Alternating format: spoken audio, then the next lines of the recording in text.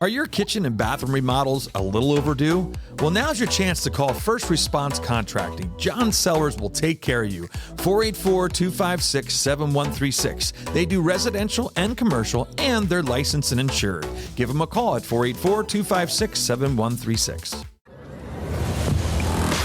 From real estate to real life and everything in between, The Brad Weisman Show.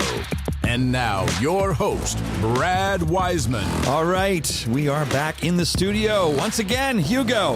Hello. How you doing, buddy? I'm good. How are you? I'm doing great, man. All Doing great. right. Hey, I'm here on a Thursday and I'm having fun, so that's all that matters. That's all that matters.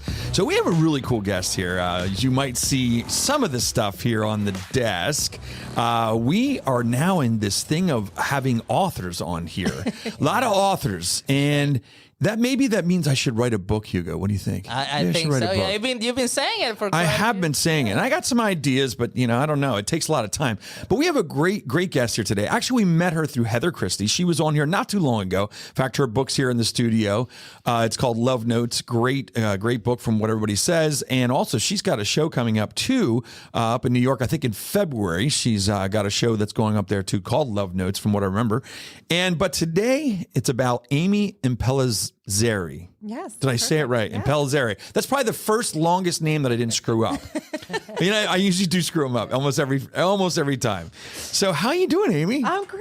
Thank you so much for having me. Yeah, I'm glad you're here. What's funny is we live in the same town. We do. We're neighbors. How did this happen that I didn't know about this amazing author that lives right here in Berks County? Because I've been in my basement writing.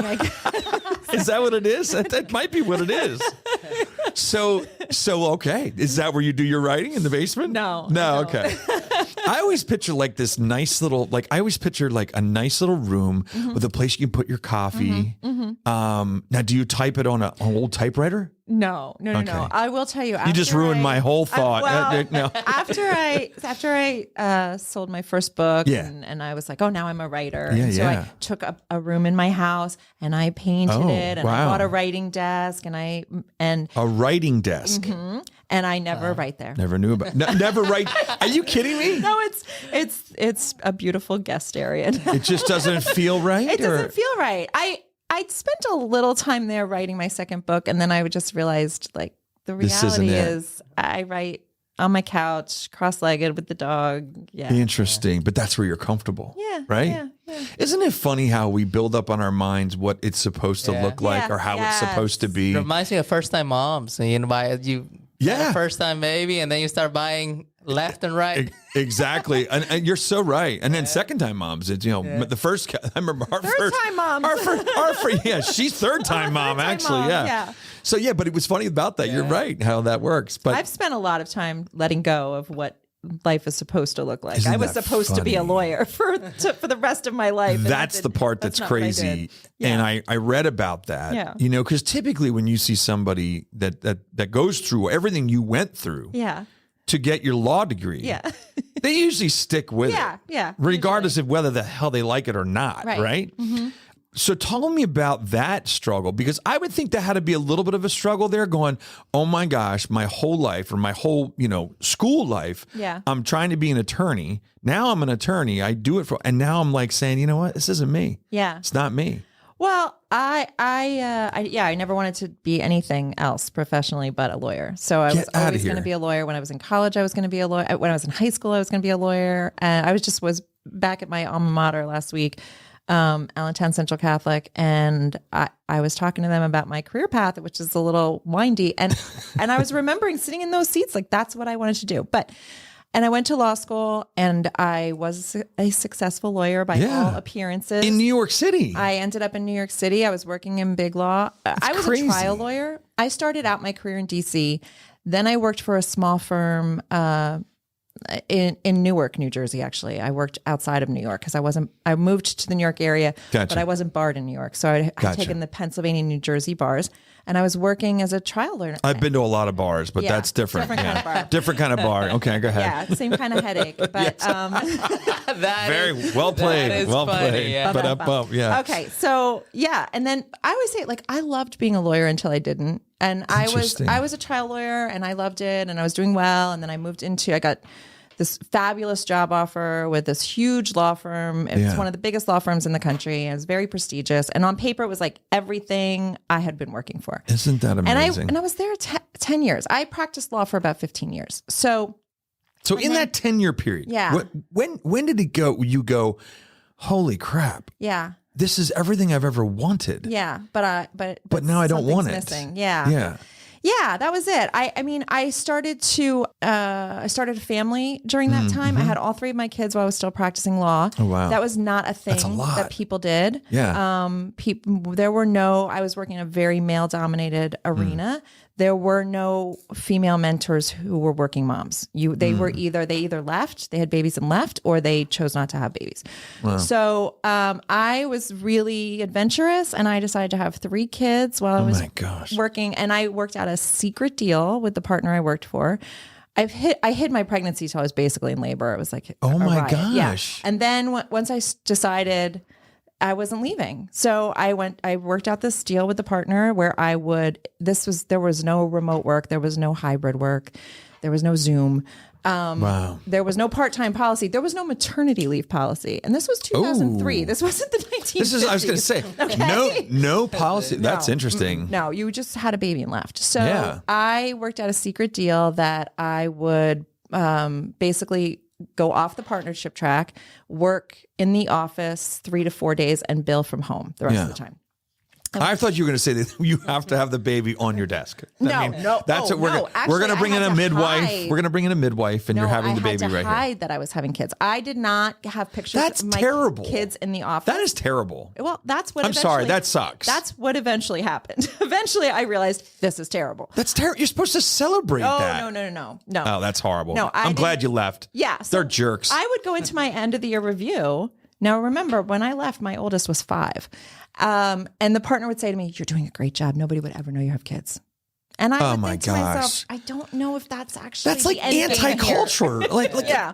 Oh my gosh. So what happened was I put it out into the universe. I said, I just don't know if I can keep doing this.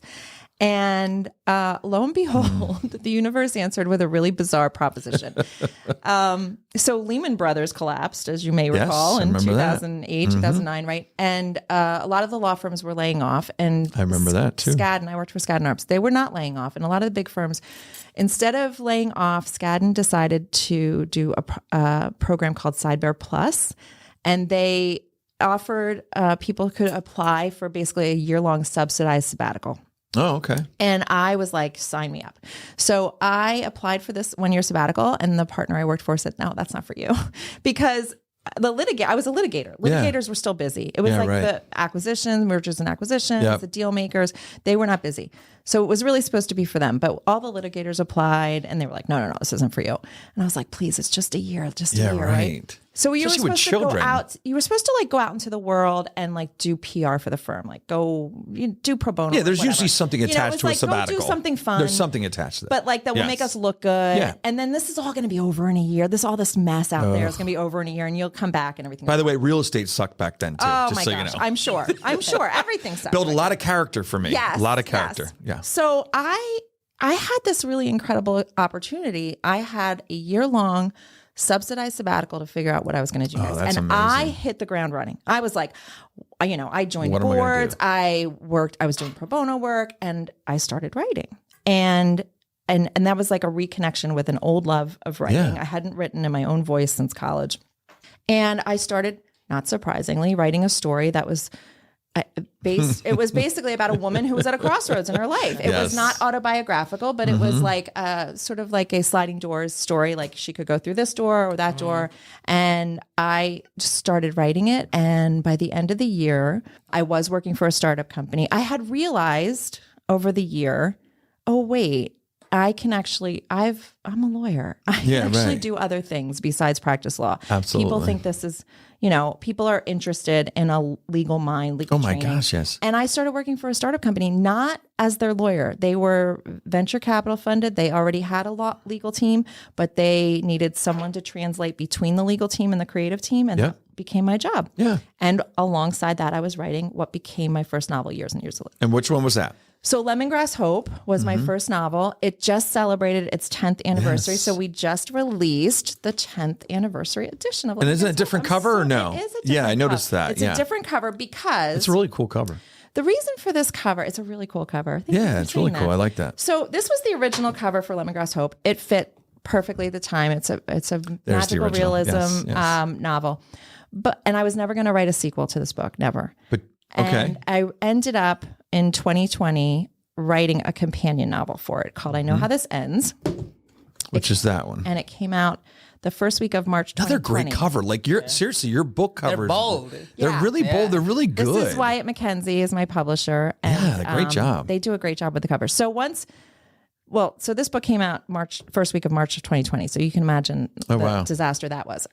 Because the book that wasn't a good time either. It wasn't a good time. You have all these times that were not so good. Yeah. Like 2008 sucked. Right. 2020 sucked. But I make the most of them. Yes, you I do. because what happened was my book. I was actually out in the Hamptons the last week of February. We're talking about this like thing that's happening. Should we be gosh. canceling I flights? I, remember. had a book tour. Yeah. I was like, should I be canceling an event? No, I'm not. No, it's gonna be fine. ridiculous. Give it a couple. This of never weeks. happens in the U.S. It's like the Lehman Brothers. I don't know, a week or two, and I'll be fine. Too big to fail.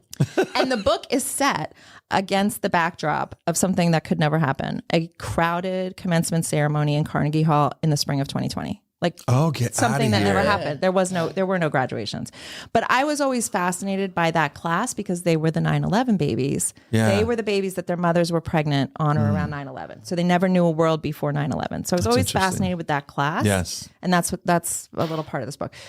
So anyway, I ended up doing, we took the promotion online. I ended up starting a podcast, which became a virtual book club, which became a podcast. That was my COVID And that project. was So when we did the new cover for Lemongrass Hope, I wanted them to sort of go together. Oh, yes, it does. So they do. And it has I like that. bonus material, and it has an excerpt of I Know How This Ends. So I feel like if I put my sunglasses on, I could be on one of her book covers. I don't have them with it's me, not but maybe. me. They're not. None of them are me. People always ask that. I don't model for my covers. That's That would be- funny. But So let's talk about, we talked about this a little bit before.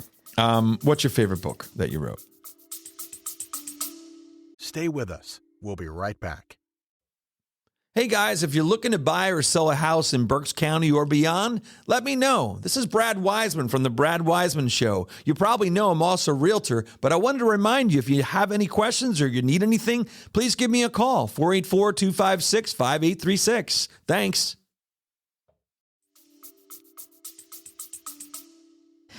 okay. So I always say like my best book, I hope, is my next book because I do think that I keep getting better at the craft of writing. Gotcha. When I first wrote Lemongrass Hope, it took me 4 years to write. I teach writing. I have I'm an adjunct in the Drexel MFA program. I always tell my writing students, you never have as much time as you do to write your first book, right? It's like a hot mess. Yeah. And then after that, it's like deadline. But and I do love the series. I love my newest. Yes. My newest books are part of a series. These are awesome. Series. Yeah, if you can hold those up. I love the They all go covers of these together. too. They all go together. And this is the brand new one, Easy Street. That just dropped recently. It just dropped this last month. I love it, love it, love it. But I have 3 kids. I do not have a favorite kid. Now, we talked about this. What's funny, off the air, she said she did. No. What I did say was... No, I'm kidding. I don't have a favorite kid, but... there's always like one kid that makes it hard to not have a favorite kid. Right. Yeah. So everyone There's always that one. I always have like that one. Carson and Catherine, I do not have a favorite. Right. Just so you know, I'm just going to put that out Carson there. and Catherine, he's lying. But That's funny. No, my grandmother who had 10 children said your oh my favorite. I gosh. know, God bless her. She children. said the favorite is always the one who's sick or furthest away. So I do kind of adhere to that, I think. too. Yeah. But my book that makes it hard not to have a favorite is Secrets of Ori Doll. So that was my second novel. Another great cover. And I do think that is the novel that I left the law to write. I didn't know it at the time, but it's like a very personal, not autobiographical. So there's a lot of you in there, though. But very personal story. Yeah, it's a book about survivor's guilt and resilience. It's set in a fictional town called Rock Harbor, New York, which is based on Bell Harbor, New York, where I lived, where there was a plane crash. I gotta look that up, Yeah, there was a plane crash in November 2001. I lived there. The author's note in the beginning will tell you a little bit about the premise of that book and what's the emotions that it's based on and the event that it's based on. It starts with a fictional plane crash, totally fictional, but it is a book that was like very personal to me and very cathartic for me. Hard to write them because they're personal? There are parts or easier to write? There are parts that are hard for me to release into the world. Like gotcha. Parts that are hard for people. You know, that was a hard book to release and have people. It wasn't hard to write necessarily, but it was hard to know that people because you're putting it out that. there. Yeah. You're putting it out there. Yeah. It's a very vulnerable act. It is, absolutely. Especially if you can. Now the thing is, these are all fictional though. All fiction, yeah. But there's still parts of you, just like when Heather Christie was here, the book that she wrote. She said there's parts of Reading that are in that book. Yes. She said if you're from here, you'll know it. Yes. When you're reading it. Yes. But if you're not, you won't. Yeah. You probably won't. Yeah, and I don't. Interestingly, I don't think there's any Berks County influence in any geographically in any of my books. That's all right. But they're based a lot in places I've lived in New York and DC and New Jersey. And the characters are composites of people I know. There's I always say like just because it's fiction doesn't mean it's not true. Absolutely. Like there's something in there. Yeah. There's stuff there. It's very personal. The emotions are very personal. So how many books have you written now? How many is it? So 8 novels. 8 novels. And 2 nonfiction. And then I am, my essay is featured in Love Notes, the new anthology by Heather Awesome. Christie. Yes. That's right. That's right. You are in there, right? am, Yes. I yeah. forgot about that. Yeah. That's very cool. Yeah, it was a very cool project to be part I of. wanted to, something I was thinking about here. I know How's This End. You have the podcast. Yes. We didn't talk about that, but you're going to start picking that up again, you think, after done writing. Yeah.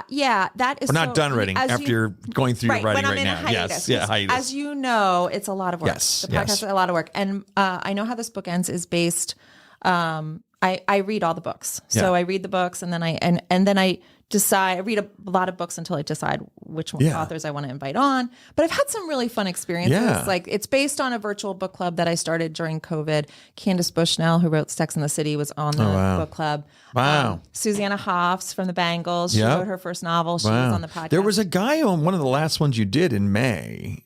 Was a guy who was an actor also, John? Oh, yeah. Was it John? Yeah. John Lundstrom. Yeah. John I was like, oh, that's cool. Very he's cool. So cool. He's seen really cool. Like I listened to a little bit of it. Yes. And he has taken up fiction writing as a new career. Amazing. I mean, as a second chapter. And those stories fascinate me. Yeah. Those stories absolutely That's very fascinate cool. me. Yeah. So here's the one that really think is funny. You'll get a kick out of this one, Hugo. So she wrote a book that kind of explains kind of how to get out of being a lawyer or not to be a lawyer anymore. So which one's that there? So it's the one right there, right? This is the American Bar Association published this book, which got, You're kidding me. Yeah, that got a little press. The Atlantic. Is that why it looks familiar? Maybe this was featured in some places. So the Good for you. Atlantic did a piece on this. Like, that's awesome. I can't believe the ABA is helping lawyers leave the law, right? But the reality was, so what happened with this book is I was writing Lemongrass Hope. I was trying to figure out how to get my first novel sold. Yeah. I was writing. I told you I was on my sabbatical. I was like really filling my days. And I was doing a lot of writing about the sabbatical and what I was learning about the versatility of the career, of the degree. And an agent called me and said, we're really trying to pitch this book to the ABA called Lawyer Interrupted, but we haven't found the right person to write it. Would you write it? And I said, well, I'll write it, but then if I'm going to write it, like I want to write the pitch. I want to touch, I want to, I want to sort of shape this. So we wrote the pitch together. They greenlighted the project and that actually, and so then I went and took Lemongrass Hope to a publisher on my own. I hadn't gotten an agent yet. And I said, I just sold a book, a nonfiction book. Like, and I have this novel, and they were like, well, we can kind of bootstrap the marketing together. So that actually helped me sell Lemongrass Hope. Yeah, because it put you on the map. Yeah. Yeah, and that's cool. It's not about, so what I would always say when I was interviewed about this book, and it is true, the reason the ABA supported it is because it really is about the versatility of the degree and all the things you can do. And this book in particular is a synthesis of a lot of interviews with a lot of transitioning lawyers. I then was asked to co-write with Liz Brown, who's a Harvard trained lawyer she's left the law. So we wrote together a book called How to Leave the Law. Unbelievable. But it also is just, it's a little bit of clickbait because it also is about the versatility of the legal degree and training. And I agree. I know several friends that are attorneys. Yeah. that do not do the normal Yeah. attorney job. Yeah. And I think that's the thing that people like as owning a business, hiring somebody that has the law degree Yeah. to not do law, but to be there Yeah. is huge. Yeah, yeah. Because if there is ever a time when there's contracts or something that Yes. needs to be looked at, Yeah. yeah, give it to the Yeah. person that has the law degree. It doesn't mean you have to practice law. Right. And people don't understand that because when you're living in that life, you Yeah. think there's like nothing else you're qualified to do. And if you, like me, love it until you don't, Yeah. you start to really question like, oh Yeah. my gosh, is there anything else I can do? I don't know, but for that sabbatical, I might not have spread Isn't my that funny? wings and really learned like, oh, this is a really marketable background. Oh And my it's gosh, been yes. wonderful for Yeah. me to take that into the next. I would say like I didn't leave the law behind. I brought it with me. Yeah. Definitely. Well, for yeah, sure. and it's not like it's like anything. It's not. Look at there's the comedian that was on Hangover. He's a comedian now, and he was a doctor. The Asian guy that's on Hangover. John or something like Yeah, that. That's he's right. like a stand-up comedian, and Yeah. he's an MD. Yeah.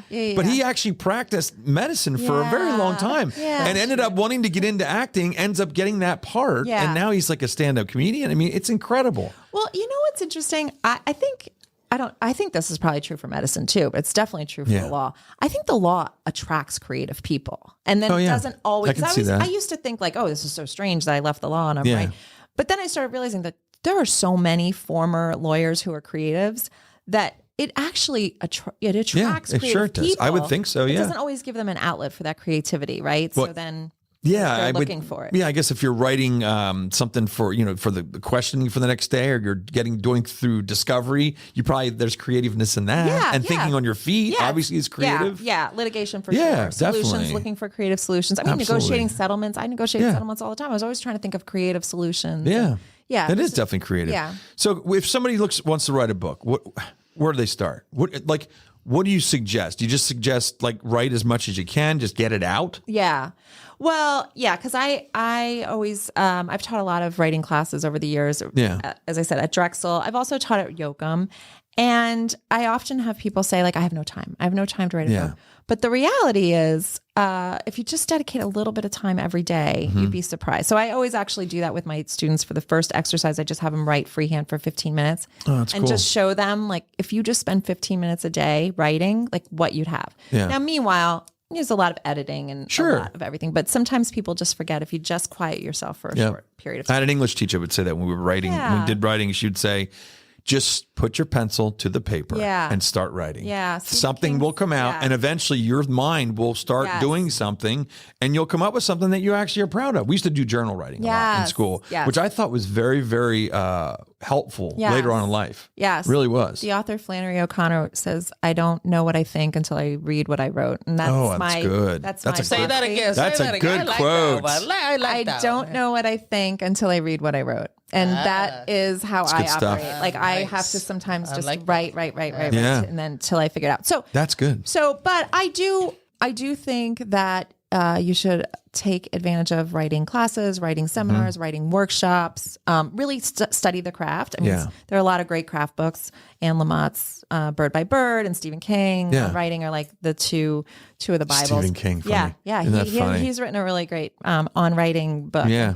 And so that's a lot about the craft of the book, the craft of writing. And I'm very structured now. It's Yeah. taken me a long time. Lemongrass Hope was very disorganized. Yeah. I went through a lot of edits, and I hired. So an when you editor. say structured, does that mean that you get up in the morning like somebody going to work, and Yeah. you're writing? You're certain time block. You're writing. Yeah. When I'm on deadline, I usually have weekly word count deadlines or word count limits that I want to do. Some people do daily. Weekly So you works owe for me. so many words to the publisher after a certain amount of time? No, but I owe a draft, and the only Okay. way I'm going to get there Is to if, write. is if I write so many words. So Yeah. I usually have like a 5,000 word thing. When I'm on deadline, I'm usually trying to write 5,000 words a week because Jeez. they're not all going to be keepable. Yeah, right. Right. You know, So like and a book is like 70 to 80,000 words. So I'm trying to like write words 70 to 80,000 words. Yeah, That's crazy. But that's that sounds intimidating until you just like sit down and start knocking it writing. out. Yeah. So I actually make, I mean, people do all sorts of things, but I actually make a board. I have like, when I outline the story, I spend a lot of time outlining the story. Like a storyboard. Yeah. And a lot of time like outlining it, figuring out what the chapters are going to look like so that when it's time to write, I can like literally pick a post-it off the board and start writing. And then if I don't want to work on that, I can work on another. I always thought that was interesting about writing, almost like a movie too, where you're like, you really have to remember what the character is doing or what the character has said before, how the character acted before. To me, because that's all about continuity. You want to make sure that it all makes sense. Yeah. That's a lot. Yeah, that's why I've become, and now I'm writing, I mean, I write thrillers, suspense. You got to have, I write like a lawyer too, though. I cross-examine the plot. I make sure there are no plot holes. So now that I write legal legal thrillers, like it has to be, I have to make sure. So that's what those are. Yeah. So legal thrillers. The newest series. And listen, I was never going to write legal thrillers. Like when and I now left you love the law, it? I was Is like, it fun? It's so much fun. Yeah. But I did have to decide that I wasn't going to go back to practicing law before I did this because why? Because there's stuff in there. It's really like the secrets. Yeah, it's really about like the corruption and the underbelly of the big law scene. Like it's not.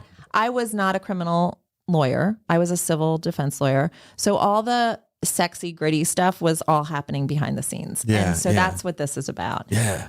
Good stuff. So yeah. So I had to really decide like if I was going to torch the bridges. Like, You're like, okay, this is it. There's no going back. I just call them all jerks. I actually went, my literary agent, she's a former lawyer. We actually both worked at the same huge firm in New York, but not at the same time.